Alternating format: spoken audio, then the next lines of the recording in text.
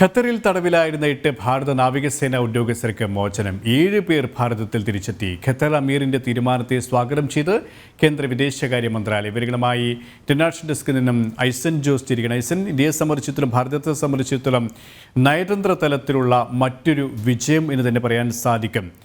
8 ഭാരതീയ മുൻ നാവികസേന ഉദ്യോഗസ്ഥരെയാണ് ഖത്തർ വിട്ടയച്ചിരിക്കുന്നത്.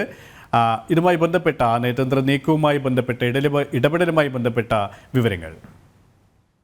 തീർച്ചയായും സുരേഷ്, ഭാരതത്തിൻ്റെ നയതന്ത്ര രംഗത്തെ വൻ മുന്നേറ്റമെന്ന് തന്നെ നമുക്കിതിനെ വ്യാഖ്യാനിക്കാൻ സാധിക്കും.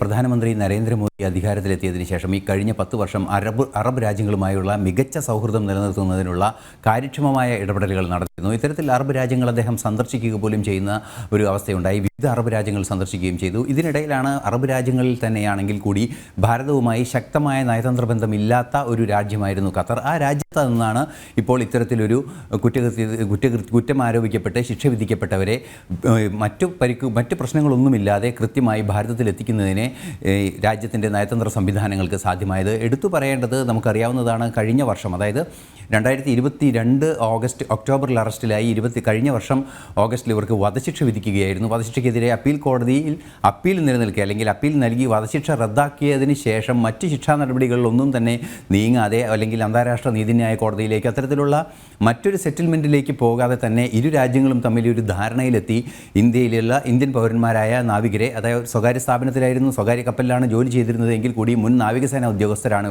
ഇവരെ 8 പേരെ വധശിക്ഷ വിധിക്കപ്പെട്ട് തടവിലായ 8 പേരിൽ 7 പേരെയും തിരിച്ചെത്തിക്കാൻ സാധിച്ചു എന്നതാണ് ഏറെ നയതന്ത്ര തലത്തിലെ വൻ മുന്നേറ്റമായി തന്നെ കണക്കാക്കേണ്ടത്. ഒരാളുടെ ആരോഗ്യസ്ഥിതിയിലെ ചില യാത്രാ ബുദ്ധിമുട്ടുകളുള്ളതുകൊണ്ട് അദ്ദേഹത്തെയും ഉടൻ തന്നെ കുറച്ച് ദിവസങ്ങൾക്കകം തിരിച്ചയക്കാൻ സാധിക്കുമെന്ന പ്രതീക്ഷയാണുള്ളത്. എന്തുതന്നെയായാലും ഖത്തറുമായുള്ള നയതന്ത്ര ബന്ധത്തിലെ വൻ മുന്നേറ്റം തന്നെയാണ് ഇതിൽ നിന്നും നമുക്ക് വായിച്ചെടുക്കാൻ സാധിക്കുന്നത്. തീർച്ചയായും ഇനി എടുത്തു പറയേണ്ടത് നമുക്കറിയാവുന്നതാണ്, ഈ തുടർന്നുള്ള രാജ്യത്തിൻ്റെ നയതന്ത്ര നീക്കങ്ങളിലെല്ലാം തന്നെ നാഴികക്കല്ലാക്കി അയക്കാവുന്ന ഒരു പ്രഖ്യാപനത്തിന് സമാനമായാണ് ഈ വിട്ടയക്കൽ എന്നത് എടുത്തു പറയേണ്ടതുണ്ട്. ഇവിടെ ഏറ്റവും ശ്രദ്ധേയമാകുന്ന ഈ ചാരവൃത്തി ആരോപിച്ചാണ് ഖത്തർ ഇവരെ തടവിലാക്കിയിരുന്നത്. അത്തരത്തിലുള്ള ഒരു കുറ്റങ്ങൾക്ക് ഇത്തരത്തിലുള്ള ഒരു രാഷ്ട്രം വലിയ ഗുരുതരമായ ഒരു പിഴയായി, അല്ലെങ്കിൽ ഗുരുതരമായ ഒരു കുറ്റമായി കണ്ട് അത്രത്തോളം ശക്തമായ ശിക്ഷയാണ് നൽകുക. ഖത്തറിൻ്റെ ചരിത്രം എടുത്തു നോക്കിക്കഴിഞ്ഞാൽ ആ രീതിയിൽ തന്നെയാണ് അവരുടെ ഇടപെടലും ശിക്ഷാവിധിയുമൊക്കെ ഉണ്ടായിരുന്നത്. ഇവിടെയാണ് ഭാരതത്തിൻ്റെ കൃത്യമായ നയതന്ത്ര നീക്കമുണ്ടാകുന്നത്. കൃത്യമായ തരത്തിൽ അത്തരത്തിലുള്ള ഒരു ഇടപെടൽ ഈ മുൻ നാവിക ഉദ്യോഗസ്ഥരുടെ ഭാഗത്തു നിന്നും ഉണ്ടായിട്ടില്ല എന്ന് കൃത്യമായി തെളിയിക്കാൻ, സ്ഥാപിക്കാൻ ഭാരതത്തിന് സാധിച്ചു. ഒപ്പം ഭാരതത്തിൻ്റെ ഇന്നത്തെ ലോക മേധാവിത്വം, പ്രധാനമന്ത്രി നരേന്ദ്രമോദിക്ക് ലോകമെങ്ങും ലഭിക്കുന്ന വലിയ സ്വീകാര്യത, ഇതൊക്കെയും ഖത്തറിനെ കൊണ്ട് ഇങ്ങനെയൊരു ചിന്ത, ഇങ്ങനെയൊരു തീരുമാനത്തിലേക്ക് എത്താൻ പ്രേരിപ്പിച്ചിട്ടുണ്ട്, അല്ലേ? അതുകൊണ്ട് തന്നെ ഐസൻ സൂചിപ്പിച്ചതുപോലെ തന്നെ വരും ദിവസങ്ങളിൽ ലോകത്തിൻ്റെ ഒരു നേതൃസ്ഥാനത്തേക്ക് ഭാരതത്തിൻ്റെ ഉയർച്ചയെ, ഭാരതത്തിൻ്റെ ആ നയതന്ത്ര ഇടപെടലിനെ ഒരു വലിയ നാഴികക്കല്ലാകാൻ ഈ ഒരു തീരുമാനത്തിന് കാരണമാകും, അല്ലേ?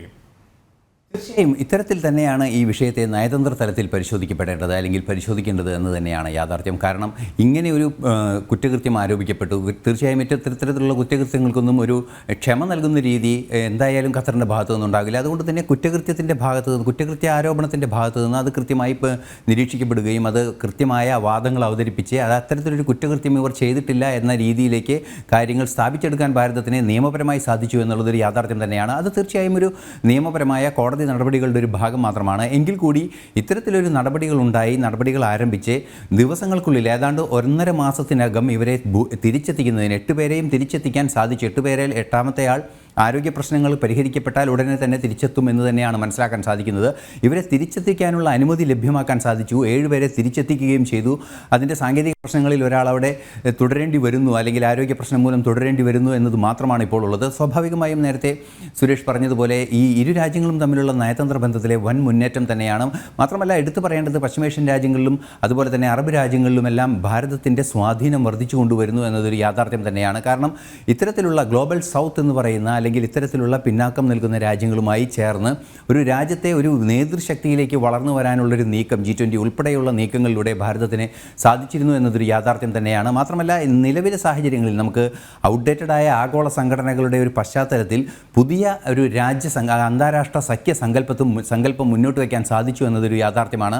ഇതെല്ലാം ചേർത്ത് വായിക്കേണ്ടതാണ് എന്നാണ് മനസ്സിലാക്കേണ്ടത്. കാരണം ഖത്തർ ഒരു വിഷയത്തിൽ ഭാരതവുമായുള്ള നയതന്ത്ര ബന്ധത്തിൽ വന്ന ഒരു വിഷയത്തിൽ കാര്യക്ഷമമായ ഒരു ഇടപെടൽ നടത്തി ഒരു പരിഹാരം കണ്ടു എന്നതിനപ്പുറം അതിന് തയ്യാറാകുന്നു ഖത്തർ പോലുള്ള രാജ്യങ്ങൾ അല്ലെങ്കിൽ അറബ് രാജ്യങ്ങൾ എന്നതാണ് ഏറെ ഗൗരവമർഹിക്കുന്ന ഒരു വിഷയം. തീർച്ചയായും ഈ ലോക സമാധാനത്തിന് വേണ്ടി നിലപാടെടുക്കുന്ന പശ്ചിമേഷ്യയിലെ വിഷയങ്ങൾ ഇസ്രായേൽ വിഷയത്തിലും എല്ലാം തന്നെ വളരെ കാര്യക്ഷമമായ കൃത്യമായ നിലപാടുകൾ അന്താരാഷ്ട്ര തലത്തിലും അന്താരാഷ്ട്ര വേദികളിലും കൃത്യമായി ഭാരതം ഉന്നയിച്ച ഒരു കാലഘട്ടം കൂടിയായിരുന്നു കടന്നുപോയത്. സ്വാഭാവികമായും ഈ അറബ് രാഷ്ട്രങ്ങൾക്കിടയിൽ ആ മേഖലയിൽ ഒരു സമാധാന പുനഃസ്ഥാപനത്തിന് ഏറെ സ്വാധീനം ചെലുത്താവുന്ന ഒരു രാജ്യം കൂടിയാണ് ഭാരതം എന്ന തിരിച്ചറിവും ഇതിന് പിന്നിലുണ്ട് എന്ന് നമുക്ക് വായിച്ചെടുക്കാവുന്നതാണ്. എന്തു തന്നെയായാലും ഖത്തറുമായി കാലങ്ങളായി സാധ്യമല്ലാത്ത ഒരു നയതന്ത്ര ബന്ധം ഇപ്പോൾ സാധ്യമായിരിക്കുന്നു. സാധാരണഗതിയിൽ ഇത് നേരത്തെ നമ്മൾ പരിശോധിക്കുമ്പോഴെല്ലാം തന്നെ ഈ പ്രത്യേക വിഷയം പരിശോധിക്കുമ്പോഴെല്ലാം തന്നെ അന്താരാഷ്ട്ര നീതിന്യായ കോടതിയിലേക്ക് കേസ് റെഫർ ചെയ്യണമെന്ന രീതിയിൽ കാര്യങ്ങൾ കൊണ്ടുപോകാനുള്ളൊരു നിയമ പശ്ചാത്തലം മാത്രമാണ് ഉണ്ടായിരുന്നത്, അല്ലെങ്കിൽ ഒരു കരാറുകളുടെ പശ്ചാത്തലം മാത്രമാണ് ഇരു രാജ്യങ്ങളും തമ്മിൽ ഉണ്ടായിരുന്നത് എങ്കിൽ കൂടി അതിനപ്പുറം രണ്ട് സർക്കാരുകൾ തമ്മിൽ നയതന്ത്ര തലത്തിൽ കാര്യക്ഷമമായ ചർച്ചകൾ നടത്തി ഇവരെ തിരിച്ചെത്തിക്കാൻ സാധിച്ചു. പോറൽ പോലും ഏൽക്കാതെ തിരിച്ചെത്തിക്കാൻ സാധിച്ചു എന്നത് ഏറെ ഗൗരവമർഹിക്കുന്നൊരു വിഷയം തന്നെയാണ്. അത് തീർച്ചയായും ഭാരതത്തെ സംബന്ധിച്ചിടത്തോളം, ഭാരതത്തിൻ്റെ നിലവിലെ ആ നയതന്ത്ര നയങ്ങളെ സംബന്ധിച്ചിടത്തോളം ഒരു വലിയ വിജയം തന്നെയാണ്. ഇന്ത്യ ഖത്തർ നയതന്ത്ര ബന്ധത്തിലെ ഒരു നാഴികക്കല്ലായി രേഖപ്പെടുത്തേണ്ടത് തന്നെയാണ് ഇവരുടെ മോചനം എന്നത് ഒരു വലിയ വസ്തുതയായി തന്നെ തുടരുകയാണ്. ഏതായാലും ഖത്തറിൽ തടവിലായിരുന്ന 8 ഭാരത നാവികസേന ഉദ്യോഗസ്ഥർക്കാണ് മോചനമുണ്ടായിരിക്കുന്നത്. 7 പേർ ഭാരതത്തിൽ ഇതിനകം തിരിച്ചെത്തിക്കഴിഞ്ഞു. ഖത്തർ അമീറിന്റെ തീരുമാനത്തെ വിദേശകാര്യ മന്ത്രാലയം സ്വാഗതം ചെയ്തിട്ടുണ്ട്. ഐസൻ ജോസാണ് ഇന്റർനാഷണൽ ഡെസ്കിൽ നിന്നും വിവരങ്ങൾ നൽകിയത്.